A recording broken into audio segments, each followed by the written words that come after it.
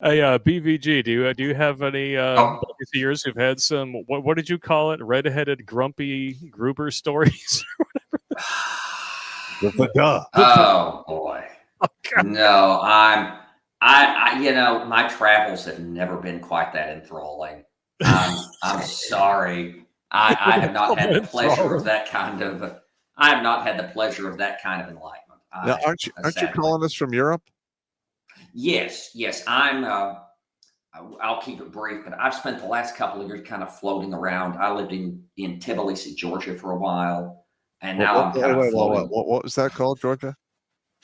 Tbilisi. It's close to Armenia. Okay, I thought it was Tickle Titty. Okay, I'm sorry. Oh, so the country, Georgia. Yeah. Yes. Oh, okay, yes. so you and him and Lord Zed might have been neighbors for a little bit there. Gotcha. Yeah, I could recognize immediately listening to him that Georgian accent. They all sound like that. Yeah, that's very specific. Everybody there speaks English, and they all have that accent. It's a good accent. But they do. I mean, isn't the sex industry legal in most of Europe? Okay. Here's kind of how that works. I'm going to give you more detail than you want, which I don't know what that says about me. Okay. I was just going to say, we got a connoisseur on our hands. Okay, so when I was in Georgia, it's technically illegal, but it's not enforced at all. Most of the people in the sex industry in Tbilisi were from Thailand and East Asia. Oh, they would come in, they set up a massage parlor. Yeah. There are no women who ever go into the parlor. It's open until 3:00 in the morning. It has bright fluorescent lights. You kind of start thinking there's something going on there. Yeah. Nothing good happens at 2 a.m. And then they've got that. And they've got websites. It's like, our operating hours for a massage are from 9 p.m. to 4 a.m. You're going, interesting time to get your kinks in your back eliminated, but fine. Emphasis on kinks. And emphasis on kinks. What was the name of the massage parlor? The Pepper Mill. Fuck you! Fuck my Dixie. It was, and then I think in Eastern Europe it's typically illegal, but not that rigidly enforced. And then you get to Germany where it's full blown legal. Yeah. So yeah, you got that.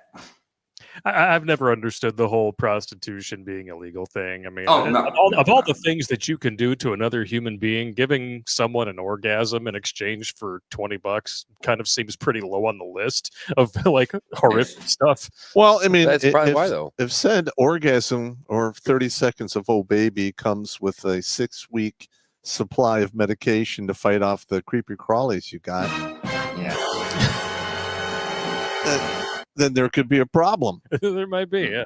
I think you find a way to regulate it and get around the moral aspect of it, because especially with everything else going on nowadays, I'm surprised it's not allowed, and more feminists aren't screaming hey, it's a woman's right. Well, and it's one of those things too where BVG was saying, it's just not rigidly enforced. Like here in Michigan, for example, adultery is technically illegal. Mm-hmm. And it's also illegal to produce corn. In Michigan, the kind where people ask me that all the time when I tell them I video produce. You ever shot corn?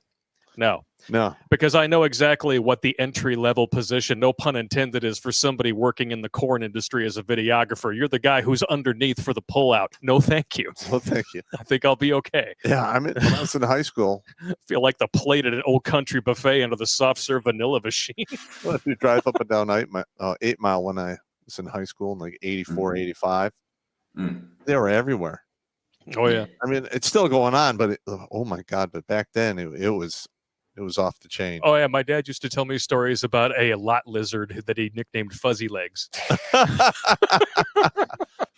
Yeah. She had those ladies' leg warmers that were, very feathery and boofy, and she wore them every single day. So he'd drive in, and go into whatever to take a shower on the way back in. Oh, it's Fuzzy Legs. Just keep it going. No, you're not getting in my truck. Most of those lot lizards come from areas of the country which produce red trash. Yes. Red trash thing. Yep. Yes, titties. Burning ring of fire, indeed, and not the kind where you just rock out to Johnny Cash. And here's another thing: like, as a human being, you need to drink water. You need to eat enough food to keep you anchored to this planet. All right. There are, needs, or more like desires, or extreme desires or wants for reproduction. I totally get it. But we are now coming to the point where you're going to have to make a decision. Is it really worth 2 shots in the butt, a bunch of pills, and a harsh talking to? And then everyone will fucking know about it. No, thank you. Bad. This is bad, right? No, we don't want none of that. This is bad. No. Because I'm telling you, when I was in the Army, VD was fairly common. Yeah. Considering the stories, just the ones that I have heard, some of them made me want to puke. The dude with the tickler at the end of his penis that had to be scooped off with a melon baller. Oh yeah, that was a bad one. And the end of his penis probably looked like Pac-Man. They his sent mouth open. And here's the thing: is they literally burned off this. Let's just be honest. It was a wart on the end of his penis, and it was about the size of your pinky nail. Oh my God! So we're in the field. He has to go on sick call because he has to report to the Madigan Special Adult Clinic on a Wednesday because that's the only day is wart burn off day. What he called it.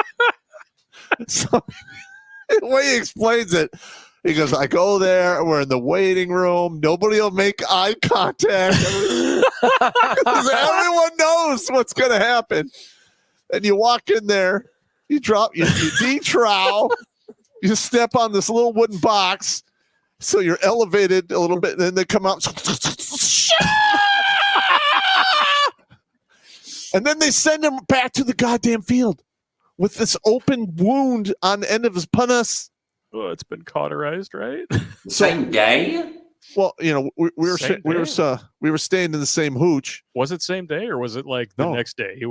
He left at 9 in the morning. He came back at 3 in the afternoon, and he went around to the field. And literally, I get back from we're doing ambush operations, and he's laying there on the mat in the sleeping bag, and I'm like, dude, what's going on? You okay? And he's pale, lips are blue. He's like, no. I'm like, what's going on? He literally unzips the sleeping bag. I did not expect this. Shows it to me. I'm like, God damn! I immediately 180 run to get First Sergeant Marshall, who was our first sergeant. Short black guy, always had these flip up glasses and stuff. Hey, First Sergeant, he's drinking his coffee. He's like, hey, we like pop.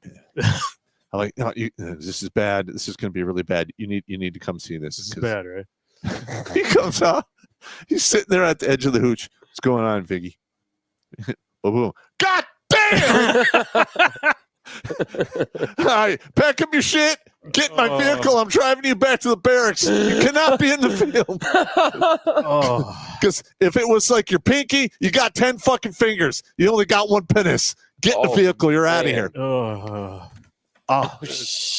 Just makes me like I get those involuntary shudders when I think about that. Nah, he's fine. What's like when you're watching football and you see a dude get speared in the nuts? And yeah, you don't like.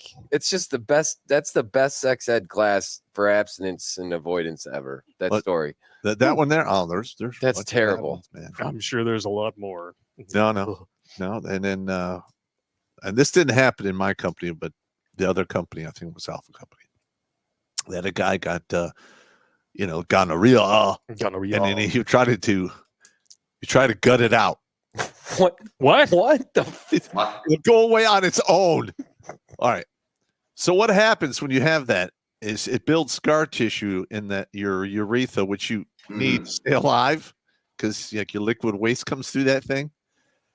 So they had to do a procedure where they literally go down there and scrape all of the scar tissue out.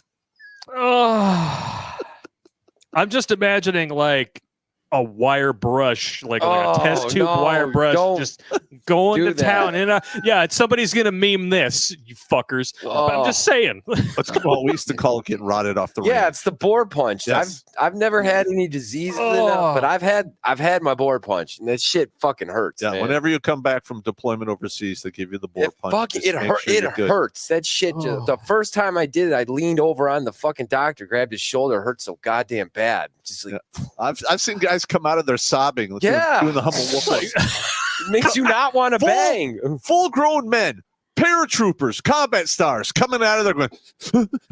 No judgment. There's no judgment. It's a needle like that fucking long. Oh, and it goes. They take it. They pin and it right in, and you're just and then they just have to twist. Needle in the wiener. Yeah. Fuck that. Yeah. And listen, man. Sorry. We went off in the weeds there. Watch Grunt Speak live every Tuesday and Thursday at 8 p.m. Eastern. And if you want to join Pop for Supporter Sundays, go to redonkulous.com/donate and make a monthly pledge. A link is in the meat caser box.